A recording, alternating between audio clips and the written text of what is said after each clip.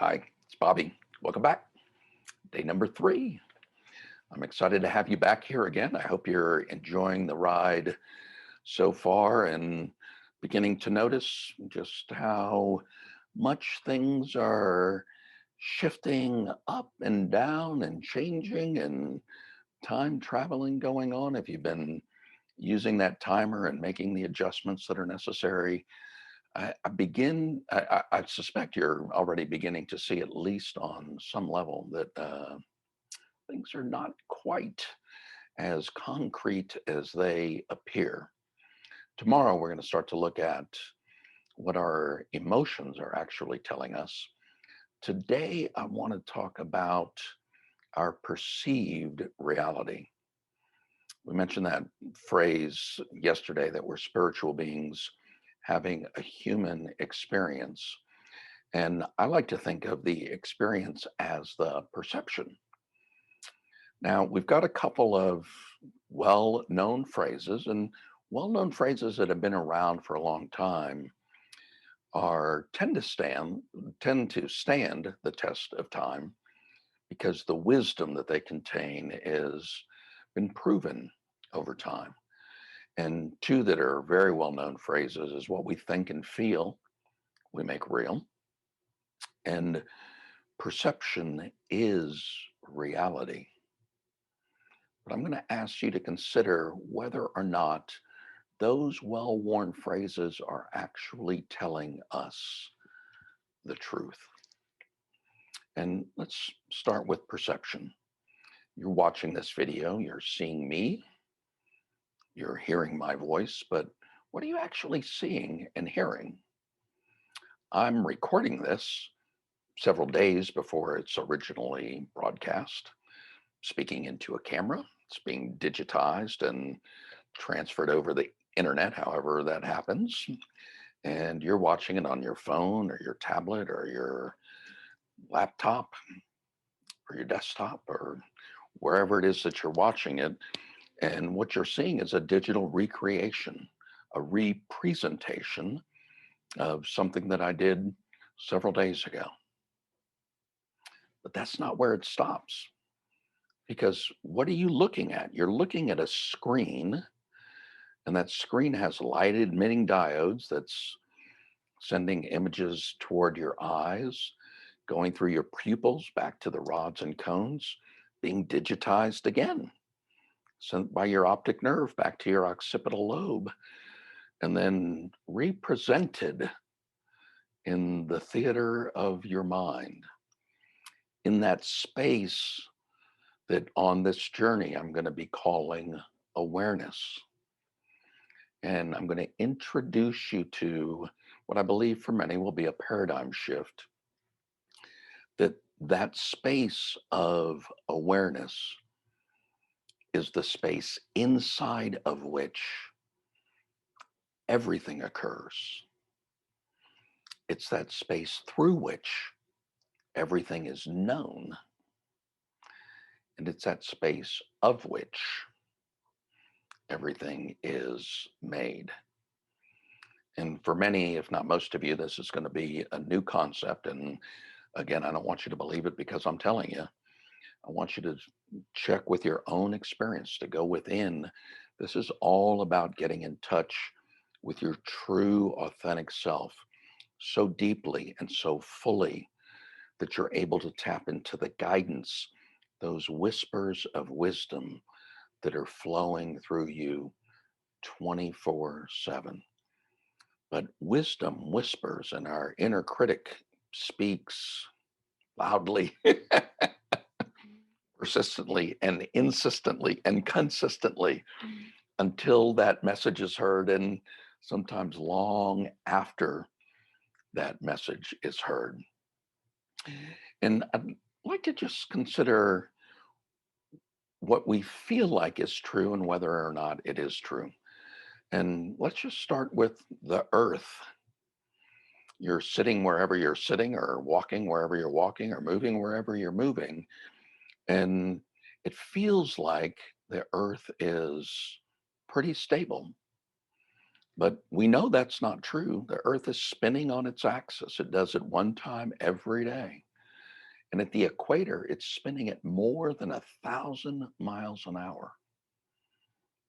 Doesn't feel that way.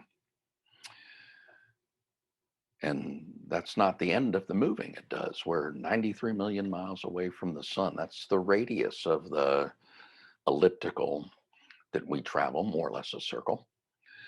And in order to make the evolution that we make every single year, we are currently hurtling through space in excess of 64,000 miles an hour.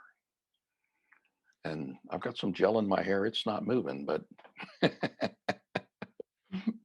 we're we're moving quickly enough to get a pretty good breeze blowing.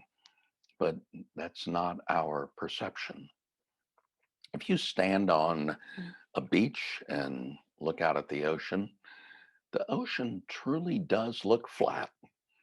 I mean, it's not surprising that back in the days of Columbus selling the ocean blue in 1492, that the conventional wisdom back then was he's going to hit the edge and he's going to fall off. We know because of satellites and other things, we've seen the pictures that it's not flat. Back in the day, they used to think the Earth was the center of the universe and everything rotated around us. We had a geocentric view of the universe. But there was a problem with that. Every few years, they had to adjust the calendar, in order for spring to spring. When spring was supposed to spring, the calendar just wasn't working. They had to make adjustments. And three scientists back in the day, independently, they weren't working together. They were in completely different cities. Copernicus and Ptolemy and Galileo all concluded that, maybe we're not the center of the universe. Maybe that big ball of fire that we feel like rises and sets is sitting there, and maybe we're the ones that are spinning. And they found out certainly that the math works out a lot better. But that was such a paradigm shift back in the day that they were jailed for heresy, that they were going against the word of the church. But ultimately, it came to be realized that, that is actually the case. We've got this pandemic going on right now. 500, 600 years ago, there was the Black Plague, killed 80% of the population of the universe. And based on following the scientific wisdom, following the science, back in the day, the wisdom was telling us that that was caused by bad smells, miasmas. You can Google it and find out about it. But we know it from one of the nursery rhymes that we all know by heart. Ring around the rosy, pockets full of posies, ashes, ashes, we all fall down. It's a song about the Black Plague. Ashes was because they were burning the bodies after they were infected. If you've seen the Monty Python movie, the guy running through the town would ring the bell, bring out your dead, bring out your dead. 80% of the population was wiped out. Ashes, ashes, we all fall down. And ring around the rosy, a pocket full of posies. Miasmas are bad smells in the atmosphere that they used to think was the cause of dis-ease, of illness that was occurring. So the tradition back in the day was to carry a bouquet of flowers or, have a pocket full of posies to protect you from those bad smells. Eventually, of course, they came to realize that, when you don't have any sewage and you're throwing your garbage out the window, attracting lots of rats and germs, it's not the bad smells that are actually the problem. A paradigm shift. And as we continue on this journey, I'm going to offer you a couple of paradigm shifts, several of them along the way. And we'll have several opportunities to explore what's actually going on. And I want to revisit that Einstein quote from yesterday. The rational mind is a faithful servant. The intuitive mind is a sacred gift. But we live in a society that worships the servant and has forgotten the gift. There is a lot of brilliance in that phase. And one of the key things that I want you to think about is the role that mind is playing in an effort to rationalize what's going on. Now, rationalizations are not bad, and our rational mind is part of our superpower. But the superpower is that it brings the formless into form. You know, if you're sitting in a house or an office or a building someplace listening to this, that space that you're sitting in was once wide open space. May have been a different building previously, but if you dial the clock back far enough, there was a time that that was a wide open field. And somebody came up with the idea, hey, this would be a great place to put a house or a building or an office or wherever it is that you happen to be sitting. And it's from the rational mind that we were able to take that formless concept, that idea that occurred to the contractor, the builder, the architect, whoever it was that had the idea, and brought the formless into form. And it's our ability to do that. It's our ability to communicate these concepts, to talk about these matters, that is the reason we're the last remaining version of our genus, Homo sapiens. All of the other homos, Homo habilis, uh, and all the others, Australopithecus, and I don't know them all. We wiped them all out.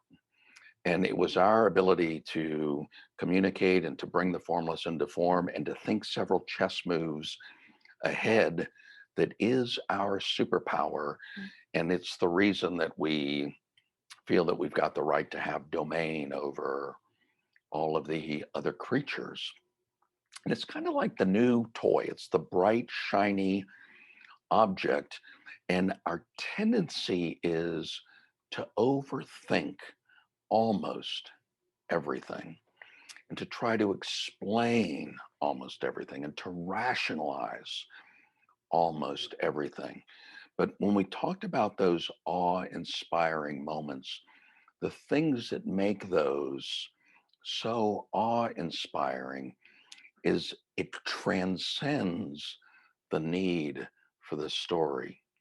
One of the things that's common about those awe-inspiring moments is it's an experience beyond words and it's an experience beyond time. I mean, typically when people describe those experiences, one of the phrases that we use in describing that is time stood still.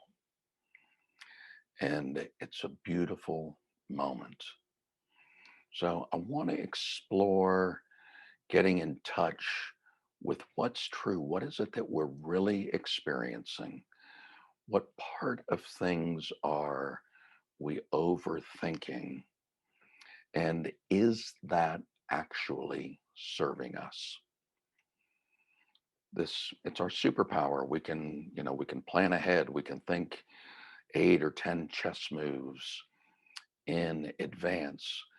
But not only is it our superpower, it's also our biggest weakness. So I just want you to be open to that concept of exploring it. You know? So I want to leave you today with a little story that will kind of really bring this home for you in a way that I suspect you'll remember it. I used to play softball, and I was in a Sunday night league that was in a different town. I had to drive about an hour there and an hour back to be able to do that. And I used to love listening to talk radio. And Sunday night, the only show that was on was Dr. Ruth Westheimer. She had a sexual oriented call-in talk show. I don't remember what it was called, but I think everybody just called it Dr. Ruth. And people would call in and ask questions, and she would answer it. And if you're not familiar with her, she was a German grandmother back then. She's around 95 or 96 years old, still with us today, still a spark plug. I have a friend who went and saw her speak at the 92nd Street Y in Manhattan pre-COVID, and she's still alert and still basically talking the same thing that she was talking about. And I'm listening to her one night, and a young lady, I think she was about 22 or 23 years old, calls up and asks Dr. Ruth, she said, all my friends are talking about orgasms. And I think I've had an orgasm, but I'm wondering, how would I actually be sure, Dr. Ruth? And Dr. Ruth, in this high pitch accented German, just laughed, ha ha ha ha ha, darling, trust me, you've not had an orgasm. I'm not super gifted at accents. I had to apologize for my French the other day. Apologies to the Germans today. And the girl was a little taken back. The young lady was a little taken back and kind of like, how do you know? You don't know me. And her response was, trust me, dear, if you'd had an orgasm, you'd know it. Formless, a wonderful, awe-inspiring experience, formless and beyond words. And just think about this for a little bit. If you were attempting to describe an orgasm to somebody who has never had one, how long would you have to talk to convey what the experience is actually like? Would a day do it? Would a week do it? Would a month do it? I think not. And as Dr. Ruth pointed out, once you've had one, the words are no longer necessary. The difference between formless and form, the difference between the sacred intuitive mind and really getting in touch with the internal experience and attempting to use the neocortex, the rational mind, to explain something. And some of the things that we're going to be exploring on this journey, and one of the reasons that I'm suggesting that I want you to go within and check it against your own experience, is because where we're going and what we're going to be exploring is something that is truly beyond words. So on this journey, I'm going to be your guide, and for a good part of it, I'm going to be along for the ride. But this is going to be something that you're going to have to experience inside for yourself. And along that journey, I suspect there's going to be some pretty dramatic paradigm shifts. What I hope to do here is to create the space inside of which, through this conversation, insight can occur. Intuition can flow freely, quite enough to be able to hear the whispers of wisdom, and for some pretty profound aha moments to occur. So that's it for today. No homework assignment. I would suggest that you continue with the checking in to see how you're doing. And tomorrow, we're going to explore what is it that our emotions are actually telling us? What is the role that they truly play in our lives? And I hope and suspect that's going to be one of the first shifts that you've experienced on this journey. I hope you enjoyed it. Feel free to use that orgasm story. It served me well over the years. Ciao for now. Bye bye.